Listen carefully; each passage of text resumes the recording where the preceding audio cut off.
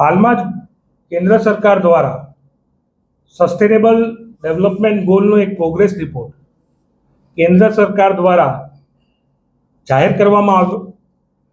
એણે ગુજરાત રાજ્યના ગુજરાતના એજ્યુકેશન મોડલની પોલ ખોલી નાખી. પ્રોગ્રેસ રિપોર્ટમાં જે આંકડા દર્શાવે છે તે આંકડા સ્પષ્ટ એવું દર્શાવે છે કે ગુજરાત રાજ્યમાં 49% જેટલા બાળકો ધોરણ 12 પૂરું કરી શકતા નથી.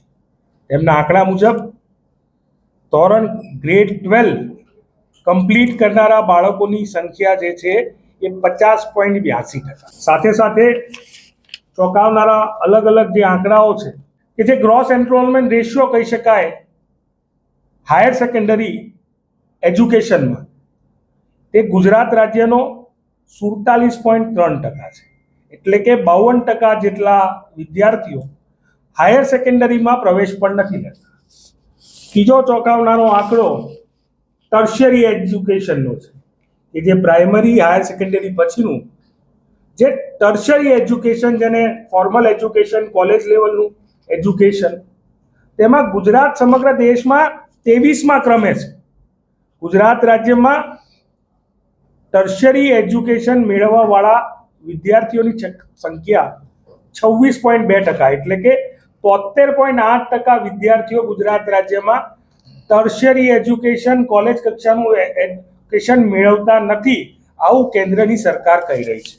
સાથે સાથે પ્રાઇમરીમાં જે નેટ એનરોલમેન્ટ રેશિયો જેને કહી શકાય ગુજરાત રાજ્યનો નેટ એનરોલમેન્ટ રેશિયો પણ આ સરકારે અને સરકારની જે મંશા અને સરકારની જે નીતિ છે એને ખુલ્લી પાડી છે.